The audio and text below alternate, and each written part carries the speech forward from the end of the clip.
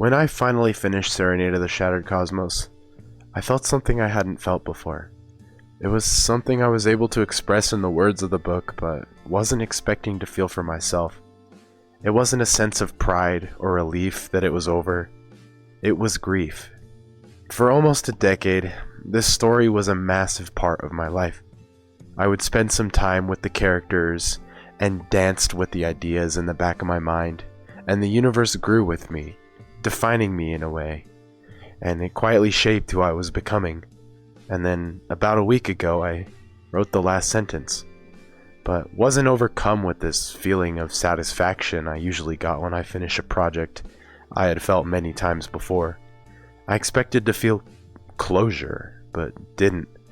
Instead, I felt like I was saying goodbye to something I had loved dearly for many years. And it was strange, because finishing it was exactly what I wanted. I had been working toward an ending for so long. I was at the light at the end of the tunnel, but at that moment I realized that I wasn't ready to leave. There was a kind of comfort in being inside, because unfinished projects are safe. They're moldable, workable. But if something's completed, you don't have that anymore. It's fixed. It's done. And that terrified me. This section will have spoilers. Stop watching now if you don't want to hear this, but it may make you more interested.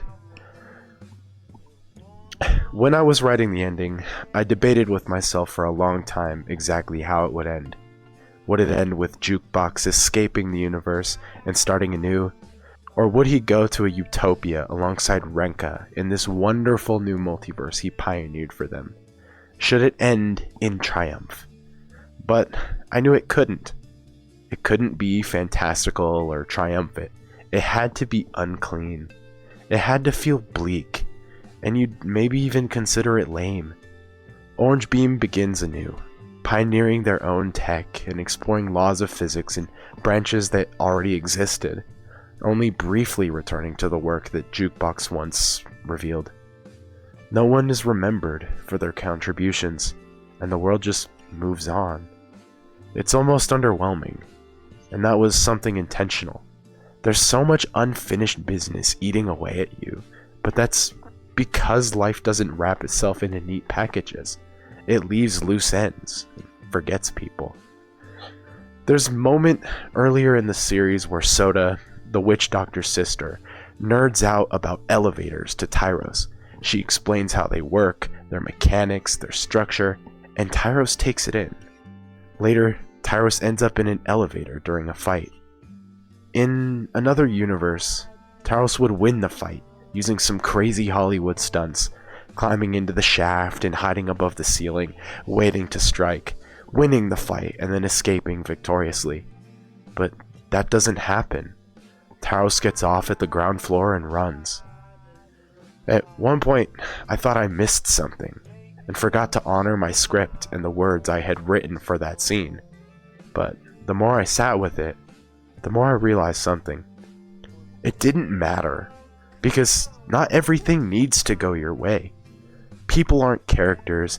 Sometimes we get overwhelmed, confused, break plans, and even though Tyros is the best hitman in the world, it still functions and thinks like us.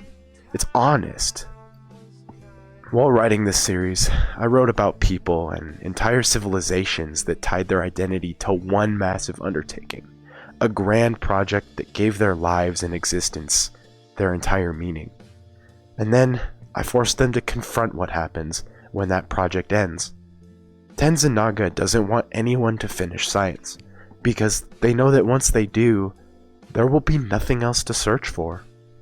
I didn't realize it at the time, but I was writing about myself. For years, this book and series was my massive undertaking. It gave structure to my thoughts, direction to my creativity, and a reason to keep thinking and writing. And now it's done. I posed a question I had deemed the final question. What is reality? But never thought to consider that there exists one past its understanding. That being, what do I do now? That question isn't always inspiring. This is the question Jukebox asked himself as he stood under the dark sky, filled with unfamiliar stars. You know the sky is still beautiful. You know that there are new constellations waiting to be drawn, but they're not the ones you memorized. And you miss the old ones. I don't regret the ending. If anything, I'm proud it's not grandiose or fake. It was lived in. It's human. It wasn't a performance I did for money or honestly anything at all. It wasn't even a performance. It was just something that happened.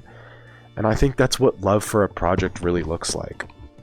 Not to keep beating a heart to something that craves release, not clinging to it forever, but just letting it exist, finished, imperfect, and whole. I've been holding back releasing my first ever book because it was written when I was 11. I wasn't even a high schooler yet by the time it was finished. I wanted to kind of rewrite it, just like I did Serenade of the Shattered Cosmos. Because Serenade of the Shattered Cosmos was a rewrite of the first ever Escaping Entropy sector. But I think I'm confident now that it doesn't need anything else. And Blood Lake, first ever novel, is filled with art and will also be releasing alongside Serenade of the Shattered Cosmos, unchanged in its original price.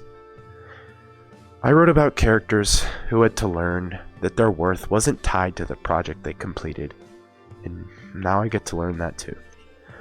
If you've ever finished something that defined a large part of your life, like a game, a series, a degree in school, a relationship, a creative work, you might know this feeling. I saw it when Markiplier talked about his film, The Iron Lung, being shown in thousands of theaters across the country. He broke down on camera. It didn't look like pride. It didn't even look like sadness. But I recognized it. When I finished Serenade of the Shattered Cosmos, I felt a version of it too. It's not exactly a feeling of emptiness.